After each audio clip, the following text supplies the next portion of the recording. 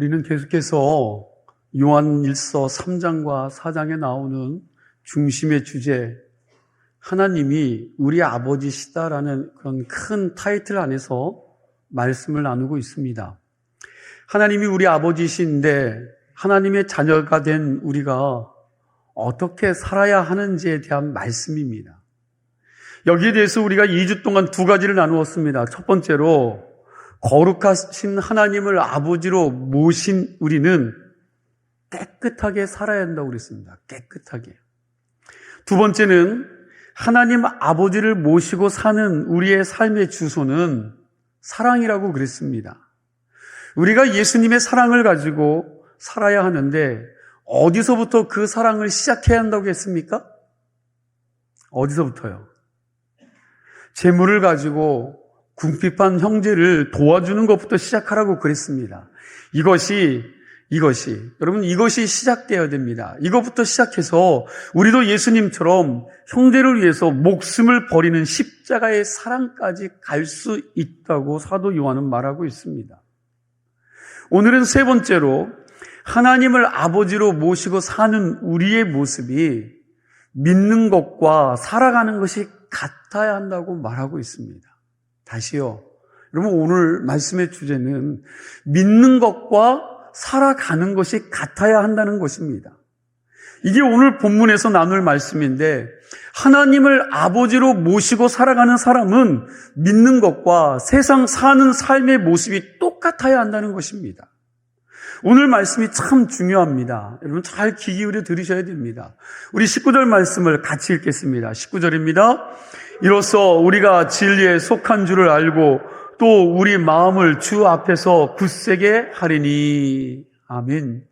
여기 이로써는 앞에 나오는 18절까지의 말씀을 받쳐주는 말씀으로 행함으로, 진실함으로, 사랑함으로써입니다.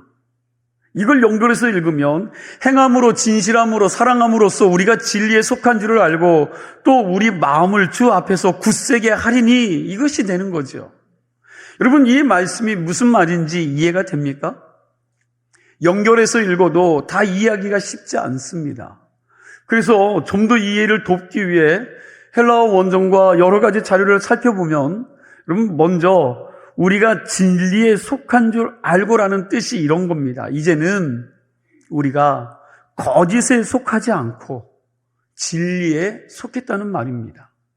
이제 우리는 불신자의 삶을 사는 것이 아니라 믿음의 공동체에 소속되어서 산다는 것입니다.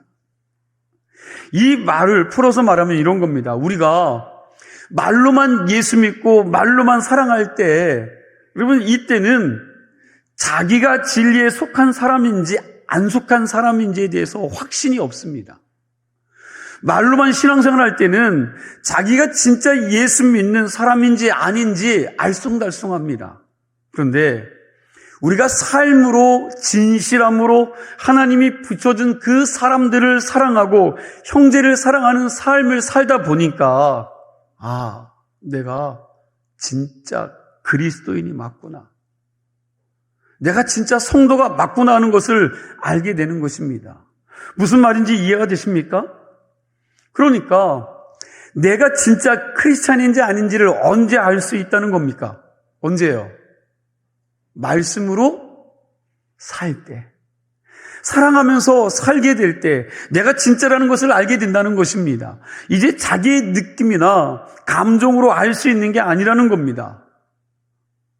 이렇게 예배 드리다가 은혜 받으면 내가 진짜 성도 같고 크리스천 같은데 세상에 나아가서 여러분 직장 동료와 옆에 있는 사람과 그냥 한바탕 싸우고 나면 내가 진짜 예수 믿는 사람인가 하는 생각이 들기도 한다는 거죠.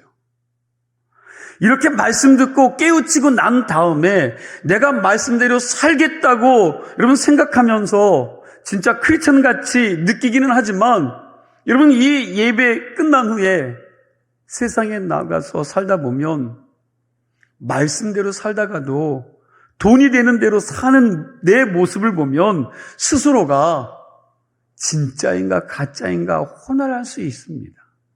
그러나 내가 하나님이 붙여준 형제들을 진심으로 사랑하는 삶을 산다 보면 내가 진짜로구나를 알게 된다는 것입니다. 우리가 진리에 속한 줄을 알고, 이게 그 뜻이죠. 그 다음에 우리 마음을 주 앞에 굳세게 하리니 라는 뜻은 누가 묻기를 너의 삶이 정말 크리스찬이냐? 누군가가 나에게 묻는 거예요. 그걸 하나님 앞에서도 확신할 수 있느냐 그랬을 때 예, 나는 진짜입니다라고 확신하는 겁니다. 이게 우리 마음을 주 앞에서 굳세게 하리니 라는 뜻입니다. 우리는 여기서 굉장히 중요한 진리를 발견하게 됩니다. 신앙의 확신이라는 것은 우리의 느낌과 감정이 아니라는 겁니다. 확신은 우리의 구체적인 삶의 현장에서 그리스도의 사랑을 실천하고 살아갈 때에 신앙의 확신이 하나님의 은혜로 얻어지는 것이라는 겁니다. 복잡하게 얘기한 것 같은데 간단하게 이야기하면 신앙의 확신은 실천에 있다는 거예요. 실천. 다시 말하면 살아내는 것입니다. 골방에서 예배당에서 이론으로 논리로 머리로 이해하는 것이 신앙의 확신이 아니라는 겁니다. 여러분 물론 깨달음은 있어야 합니다. 그런데 그 깨달음이 여러분들의 삶 속에서 몸으로 반응하며 실천하고 살아갈 때 이것이 확신이 된다는 것입니다. 이것은 사랑도 마찬가지입니다. 사랑도 느낌과 감정이 아니라는 거예요.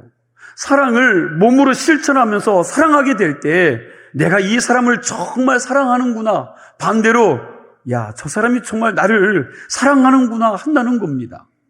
이것은 신앙과 사랑만이 그런 것이 아니라 우리의 인생의 전체의 실천의 삶을 통해서 확신을 얻게 되지 않습니까?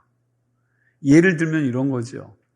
탁구를 이론으로 분석해서 알 수 있습니까? 열심히 유튜브에 나오는 강좌를 보고 탁구를 제대로 배울 수 있습니까? 또요, 수영을 말로만 배울 수 있습니까? 야, 손은 이렇게 져야 되고 고개는 몇 번 흔들어야 되고 숨은 이렇게 쉬어야 되고 발은 몇 번 굴러야 되고. 여러분, 수영을 이론으로 배워서 되는 게 아닙니다. 탁구를 배우려면 어디로 가야 돼요? 그렇죠. 여러분, 탁구장 가야죠.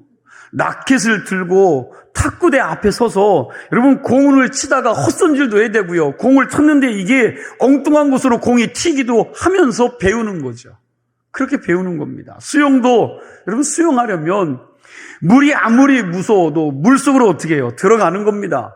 물을 먹어가면서 물속에서 허우적거리며 들락날락하면서 수영을 배울 수 있습니다. 마찬가지로 인생을 배우려면 삶의 현장에서 쓴맛도 보고요, 단맛도 보고 때로는 실패도 해보고 성공도 해보면서 살아봐야지 인생이 뭔지를 배우게 된다는 것입니다. 사랑이나 신앙은 현장이 있어야지, 삶의 실천이 있어야지 그 속에서 확신을 얻게 되는 것입니다. 입으로만 신앙생활하는 사람은요, 진정한 구원의 확신을 얻을 수가 없어요. 입으로는 말을 잘합니다. 입으로는 옳은 것들을 표현할 수 있습니다. 입으로는 얼마든지 바른 말을 할 수 있습니다. 그런데 여러분, 그것이 구원의 확신을 얻을 수가 있는 것이 아니라는 겁니다. 이런 사람들은 진정한 신앙의 기쁨도 맛볼 수가 없습니다. 하나님의 임재와 능력도 체험할 수 없다라는 겁니다. 신앙의 기적은 언제나 일터에서, 광야의 한복판에서, 갈릴리 호수에서, 삶의 구체적인 현장에서 체험되는 것이에요. 이게 사도 요한이 말하고 있는 것입니다. 신앙의 기적 또한 현장에서 나타납니다. 그래서 사랑의 현장으로 나아가야 된다는 거예요. 배고픈 빈민에게 가서 좀 밥도 퍼주고, 그리고 아픈 사람이 있는 병원에 가서 전도도 해보고, 선교의 현장도 가보고, 죽음 앞에 두려워하는 호스피스 병원 같은 데 가서 그들의 손을 꼭 잡고 눈물로 기도할 때 여러분, 치유하시고 회복해 하시는 하나님의 능력을 체험할 수 있습니다. 그러한 현장을 통해서 우리의 믿음이 굳세어지고 그리고 하나님이 주시는 기쁨과 은혜를 체험하면서 내가 진짜 하나님의 사람이라는 건 확신을 갖게 된다는 것입니다. 그냥 입으로만 떠들고 머리로만 믿으면서 자기 감정과 자기 연민에 빠져 있는 사람은 하나님을 만날 수 없고 하나님을 체험할 수 없습니다. 사도 요한이 지금 하는 말이 그것입니다. 구체적으로 당신이 당신의 삶의 현장에서 실제로 다른 영혼을 사랑하면서 살게 될 때 당신은 믿음의 확신을 가질 수 있다고 하는 겁니다. 이게 오늘 첫 번째 메시지입니다. 그럼에도 불구하고 사도 요한이 그 반대편에 있는 것을 모르는 사람이 아니었습니다. 무슨 얘기냐면 신앙생활을 잘하는 사람도 인생을 살다 보면 자신의 신앙에 대해서 의심이 들 때가 있다는 것을 요한은 알고 있었다는 겁니다. 사랑의 현장에서 수고하고 애를 쓰면서 살다가도 자기의 마음이 흔들리는 것을 경험하는 사람들이 많이 있었습니다. 사도 요한도 그랬던 것 같습니다. 여러분, 우리가 잘 알고 있듯이 요한은 사랑의 사도입니다. 그럼에도 불구하고 요한이 흔들렸던 것 같습니다. 그래서 그는 이렇게 말하고 있습니다. 20절 말씀이죠. 20절 말씀을 우리 함께 보도록 하겠습니다. 이는 우리 마음이 혹 우리를 책망할 일이 있어도 하나님은 우리 마음보다 크시고 모든 것을 아시기 때문이라. 아멘. 오늘 이 말씀이 좀 어렵습니다. 이 말씀의 의미를 정확하게 알고자 여러 번역을 좀 살펴보았습니다. 우리 마음이 혹 우리를 책망할 일이 있어도 이 말은 다른 번역을 보니까 우리가 양심의 가책을 받을 때라도 라고 했고요. 새 번역에서 보니까 우리가 마음의 가책을 받는다 하더라도 라고 그랬습니다. 인생을 살아가면서 내 양심이 나를 책망해서 가책을 받을 때가 있다는 거예요. 우리가 신앙생활 할 때 가끔 내 양심이 나를 고발할 때가 있다는 겁니다. 너 그러고도 목사 맞아? 너 장로 맞니? 너 교인이야? 네가 예수 믿는다고 하는데 네가 하는 행동을 보니까 너 하나님의 사람이 아닌 것 같은데? 여러분, 이렇게 내 양심이 나를 고발할 때가 있다는 겁니다. 여러분, 이런 경험을 해보셨습니까? 저는 제 양심에 너무나도 많은 고발을 받아 보았습니다. 그런데 사도 요한도 그것을 경험한 것입니다. 이렇게 내 양심이 나를 고발해서 자기 자신에 대해서 자책감이 들고 혹은 죄의식이 들 때 사도 요한은 두 가지를 생각하라고 말하고 있습니다.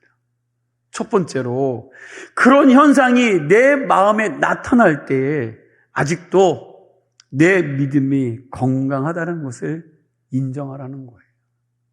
내 양심이 그렇게 말할 때는 그래도 아직 내 믿음은 건강하다라는 겁니다. 양심의 고발이 없는 사람은요, 마음이 굳은 사람입니다. 내 신앙이 어때서 내가 이 정도 하면 됐지, 내가 이 정도면 잘 믿는 거지, 나 정말 예수 잘 믿거든. 그런데 누가 나에게 그런 말을 해. 여러분, 이런 말을 하는 사람은 양심이 마비된 사람입니다.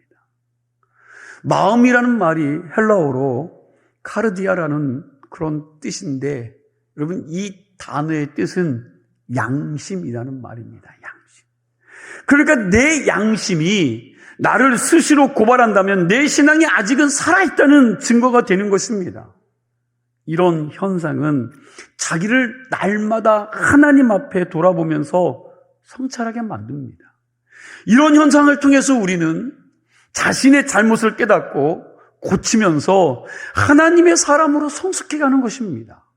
이것은요, 너무나 소중한 것입니다. 그러니까 여러분의 양심이 여러분을 고발할 때 너무 낙심하거나 절망해서는 안 됩니다. 왜요?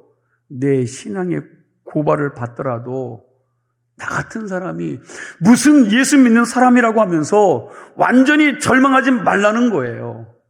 왜? 그런 마음을 갖는 것 자체가 하나님의 은혜 안에 소망이 있는 자라는 사실입니다. 두 번째로, 그렇게 내 양심이 나를 고발할 때에 하나님이 어떤 분인지를 생각해 보라는 겁니다. 사도 요한은 20절에서 하나님의 속성을 두 가지로 소개하고 있습니다. 첫 번째 속성은 하나님은 우리 마음보다 크신 분이라고 말씀하고 있죠. 20절 말씀을 보니까 하나님은 우리 마음보다 크시고 그랬습니다. 우리의 마음이 우리의 양심이라고 그랬는데 하나님은 우리의 양심보다 더 크신 분이라는 겁니다. 내 양심이 나를 고발합니다. 야, 너 이 짓 하면서 이런 짓 하면서 이렇게 살면 안 되잖아. 이렇게 고발할 때 하나님은 그 양심의 소리와는 비교할 수 없을 만큼 크시고 우리의 모든 허물을 넉넉히 용서하실 수 있는 분이시기에 내가 실수하고 범죄를 범했어도 그럼에도 불구하고 하나님이 내가 한번 실수했다고 해서 나를 완전히 멸하시고 실어버리시는 분이 아니라는 사실이에요. 너 이놈 그따위로 살려면 다시는 내 앞에 오지 마라. 여러분 이렇게 하시는 분이 아니라는 겁니다. 무슨 말씀인지 이해가 되십니까? 하나님은 우리의 양심보다 크신 분이십니다. 그렇다고 공의로운 하나님이 우리의 불의를 안 보시는 분이 아닙니다. 그럼에도 불구하고 하나님은 우리의 양심보다도 크시고 너무나 긍휼이 풍성한 하나님이시기에 우리가 회개할 때마다 참고 기다리는 분이십니다. 그래, 내가 너의 잘못을 그래도 네가 깨달았으니 이제부터 고치면 된다. 여러분 그러면서 하나님께서 우리에게 다시 한번 기회를 주시는 분이라는 거예요. 계속해서 20절 하반절 말씀을 보니까 하나님은 우리 마음보다도 크시고 그리고 하시는 말씀이 모든 것을 아시기 때문이다 그랬습니다. 여기 모든 것을 아신다는 말은 하나님은 우리의 죄만 보시는 것이 아니라 내가 범죄할 수밖에 없었던 상황과 앞뒤 정황과 그 사정과 속사정과 그리고 내 내면의 갈등과 숨은 생각까지도 다 아신다는 말씀이에요. 한 걸음 더 나아가서 하나님은 내가 죄를 짓고 아파하면서 다시 회복하기를 간절히 갈망한다는 사실까지도 알고 계시는 분이라는 것입니다. 우리는 겉으로 그 사람이 행동하는 것만 보고 그 사람을 정죄하고 판단을 합니다. 그러다 보니 우리가 다 어떻게 봅니까? 다 나쁜 놈을 만들기도 하고요. 죽일 놈을 만듭니다. 우리는 그 사람이 그런 행동을 할 수밖에 없었던 사정이나 아픔이나 동기 같은 건 헤아리지 않습니다. 그러나 하나님은 뭐 한다고요? 다 아신다는 거예요. 심지어 자신의 잘못을 뉘우치고 회복하기를 원하는 간절한 마음까지도 아시는 분이 하나님인 줄로 믿으시기 바랍니다.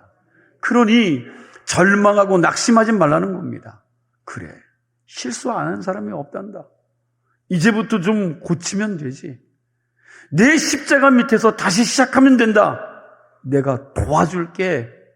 이렇게 위로하시는 분이라는 겁니다. 여러분, 하나님은 우리가 어떠한 잘못과 허물이 있다 해도 양심의 고발을 듣고 하나님께 돌아가기만 하면 우리의 모든 잘못을 용서해 주시고 우리를 회복시켜 주시는 사랑의 하나님이십니다. 이렇게 우리를 끝까지 사랑하시는 하나님이라고 사도 요한은 지금 말하고 있는 겁니다. 우리 요한복음 13장 1절 말씀을 함께 보도록 하겠습니다. 함께 있습니다. 6월절 전에 예수께서 자기가 세상을 떠나 아버지께로 돌아가실 때가 이른 줄 아시고 세상에 있는 자기 사람들을 사랑하시되 끝까지 사랑하시니라. 뭐라고요? 끝까지 사랑하시니라. 한번 따라해 보시기 바랍니다. 끝까지 사랑하시니라. 예수님은 하룻밤에 3번이나 당신을 배반하고 저주했던 여러분 누구를 끝까지 사랑했습니까? 예, 베드로를 끝까지 사랑했습니다. 이 사랑을 받고 베드로가 위대한 사도가 되었습니다. 우리가 죄인 줄 알고도 의도적으로 짓는 죄가 아니라면 실수하고 넘어진 죄로 인해서 자기 연민에 빠져 무력하게 사는 신앙이 아니라 주님의 십자가를 붙들고 다시 일어날 수 있는 신앙인들이 되시기를 축원합니다. 사도 요한은 21절에서 우리 신앙의 확신에 대해서 이렇게 말하고 있습니다. 같이 읽겠습니다. 21절. 사랑하는 자들아, 만일 우리 마음이 우리를 책망할 것이 없으면 하나님 앞에서 담대함을 얻고. 아멘. 이 말은 내게 죄와 허물이 있었지만 돌이킴으로 하나님이 나를 용서해 주셨다는 것을 믿을 수 있게 되면, 그 확신이 내게 있다면 나는 확신 가운데서 용기를 가지고 담대하게 살아가게 된다는 말입니다. 자신의 모습을 돌아보는 신앙은 참으로 귀한 신앙입니다. 그러나 자신의 모습을 보고 자기가 잘못하면 하나님이 나를 버릴까 불안해하는 신앙은 건강한 신앙이 아니라는 거예요. 이런 신앙은 자신도 못 믿고 하나님의 큰 사랑도, 용서하시는 그 은혜도 못 믿는 불신의 신앙입니다. 가끔 우리가 하나님의 자녀답게 살지 못하는 모습을 보고 죄책감을 가지기도 합니다. 그런데 이런 생각을 주는 것은 하나님이 주는 것보다 마귀가 주는 경우가 더 많습니다. 마귀는 우리가 어쩌다가 실수 한번 하고요, 그 실수하고 잘못된 것을 고발해서 하나님과 우리 사이를 이간질시켜요. 담을 만듭니다. 하나님께 가까이 가지 못하게 합니다. 야, 너 그런 모습을 하고 어떻게 하나님 앞에 뻔뻔하게 나올 수 있느냐? 하나님이 너의 그 추한 모습을 보고 내가 드리는 그 예배를 받기나 하시겠냐? 여러분, 끊임없이 사단은 우리를 정죄합니다. 이건 마귀가 하는 겁니다. 그러나 하나님의 성령은 우리가 실수하고 하나님 앞에 나아가더라도 하나님께 용서를 빌고 다시 회복하라고 말씀하고 있다는 거예요. 이게 성령이 하시는 일입니다. 그러니까 우리가 내 마음속에 들려오는 소리를 다 하나님의 음성으로 생각하면 안 된다는 겁니다. 바라기는 잘 분별해 내시는 성도들이 되시기를 축원합니다. 저와 여러분이 용서하시는 하나님의 그 사랑을 믿고 담대하게 나아갈 수 있기를 소망합니다. 오늘 사도 요한은 구원받은 자의 확신을 말하면서 기도의 확신까지도 말하고 있습니다. 22절 말씀 우리 함께 읽습니다. 22절입니다. 무엇이든지 구하는 바를 그에게서 받나니 이는 우리가 그의 계명을 지키고 그 앞에서 기뻐하시는 것을 행함이라. 아멘. 무엇이든지 구하는 바를 그에게서 받는다고 그럽니다. 기도 응답에 대한 확신이지요. 기도 응답의 확신의 근거를 어디에 두고 있습니까? 이는이라고 하죠. 이건 뭐예요? 그 이유는 우리가 그의 계명을 지키고 그의 앞에서 그분의 기뻐하시는 것을 뭐 했기 때문에? 행하기 때문이라고 그럽니다. 우리가 하나님의 계명을 지키면서 말씀대로 살려고 몸부림치면서 하나님이 기뻐하시는 일을 하려고 애쓰면서 사는데 하나님이 왜 그런 사람들의 기도를 응답하시지 않겠느냐는 것입니다. 반드시 그런 사람들의 기도를 응답하신다는 겁니다. 이게 기도 응답에 대한 확신의 근거입니다. 우리가 가끔 하나님의 자녀로 실수할 때도 있지만 그럼에도 불구하고 하나님의 말씀대로 살려고 애를 쓰고 그리고 하나님이 기뻐하시는 삶을 살려고 몸부림치고 노력합니다. 그러면 하나님이 그러한 사람의 간구의 기도를 왜 안 들으시겠냐는 거예요. 들으신다는 거죠. 반드시 들어주실 줄로 믿습니다. 사도 요한은 기도 응답에 대한 말씀을 요한일서에서 여러 번 말하고 있는데 여러분 대표적인 구절 하나만 찾아서 같이 읽도록 하겠습니다. 요한일서 5장 14절과 15절 말씀인데 우리 함께 읽겠습니다. 그를 향하여 우리가 가진 바 담대함은 이것이니 그의 뜻대로 무엇을 구하면 들으심이라.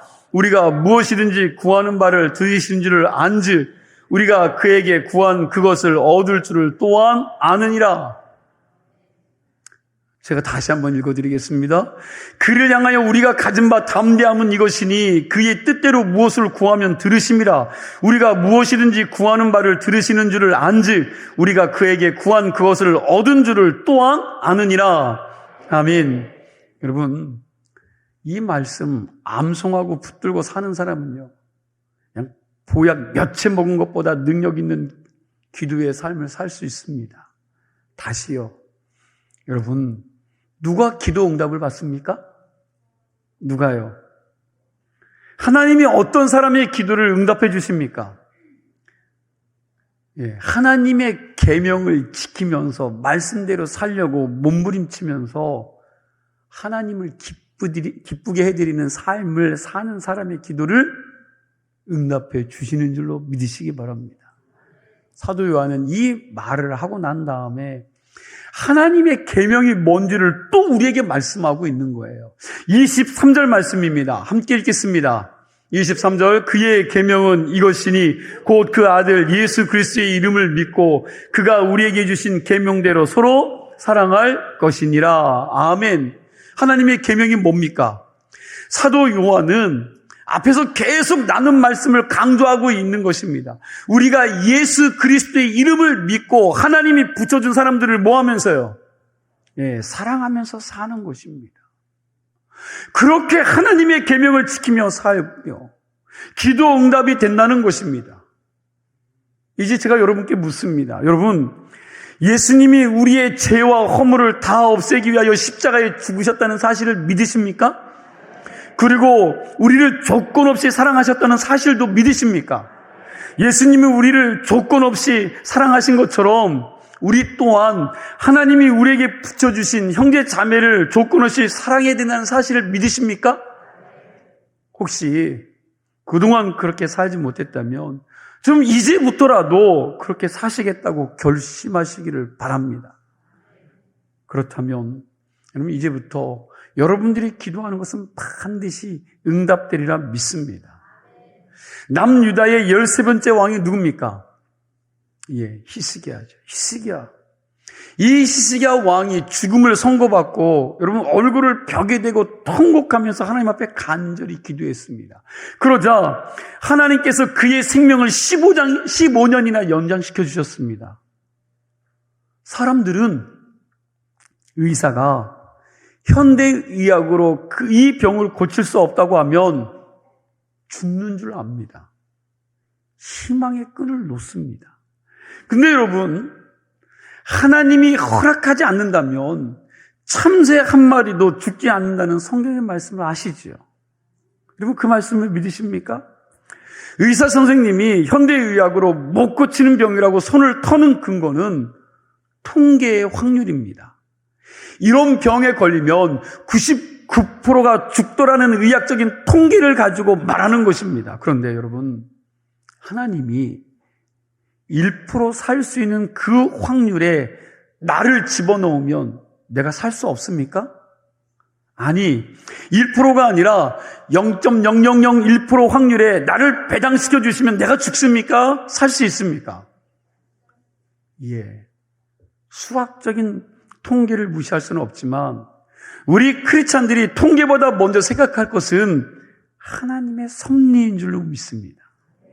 하나님에게 있어서 사람이 죽는 것은 확률이 아닙니다. 확률이 아니에요. 모든 생명은 하나님이 허락이 있어야 살고 하나님이 허락이 있어야 죽는 것이기에 하나님의 결제 사인이 중요하더라는 거예요. 0.0001%의 확률에도 하나님이 살리면 사는 거죠. 왜요? 생명의 근원은 하나님께 있기 때문에. 기독교 신앙은 제로섬 게임이 아닙니다. 우리 신앙이 잘하면 천국 갈 확률이 90%이고 못하면 지옥 갈 확률이 10%가 아닙니다. 여러분, 확률이 아니라는 거예요. 전지전능하신 하나님이 당신의 사랑하는 외아들을 죽이셔서 그 핏값으로 우리를 온전히 구원해 주셨기 때문에 지금 이 시간 내가 죽어도 천국에 100% 들어간다는 것입니다. 이게 믿음입니다. 여러분, 이 사실을 믿으십니까? 죽음 다음만이 아니라 살아있는 지금도 이 온 세상을 창조하신 그 창조주 하나님이 우리를 이끌어 주시고 함께 해 주시기에 우리는 궁극적으로 망하지 않는 존재인 줄로 믿습니다. 살다가 중간중간 구덩이에 빠지는 일도 있고요. 잘 안 되는 일들도 있고 몇 번 망하는 일도 있겠지만 여러분, 그러나 우리는 궁극적으로 망하지 않는 사람인 줄로 믿습니다. 7번 넘어져도 8번 일어나고 이 모든 것이 협력하여 결국은 하나님의 선을 이루어내는 존재들이 오늘 여러분과 저라는 거죠. 그 전지전능하신 하나님께서, 이 불가능이 없는 하나님께서 여러분과 저를 세워 가시는 줄로 믿으시기 바랍니다. 여러분, 우리가 예수님을 믿으면서 불신의 신앙에서 벗어나야 합니다. 의심하는 신앙인이 되면 안 된다는 거예요. 주님이 오늘도 우리에게 말씀하십니다. 담대해라. 내가 세상을 이겼노라. 여호수아 1장 6절에서도 강하고 담대하라고 그랬고요. 7절에도 보면 오직 강하고 극히 담대하여, 9절에서도 내가 너희에게 명령한 것이 아니냐. 강하고 담대하라. 두려워하지 말며 놀라지 말라. 내가 어디로 가든지 내 하나님 여호와가 너와 함께하느니라 하시니라 그랬습니다. 우리의 신앙이 이제는 좀 강하고 담대한 신앙이 되었으면 합니다. 어린아이의 신앙이 되어 그저 주저앉아서 의심하고 불평하고 불안해하고 이런 징징거리는 그런 신앙이 아니라 장부가 되시기 바랍니다. 아비의 신앙이 되시기 바랍니다. 그런 신앙을 가지고 그 어떤 환경에서도 강하고 담대한 믿음의 확신을 가지고 승리케 하시는 하나님의 종들이 다 되시기를 축원합니다. 기도하겠습니다. 하나님 감사합니다.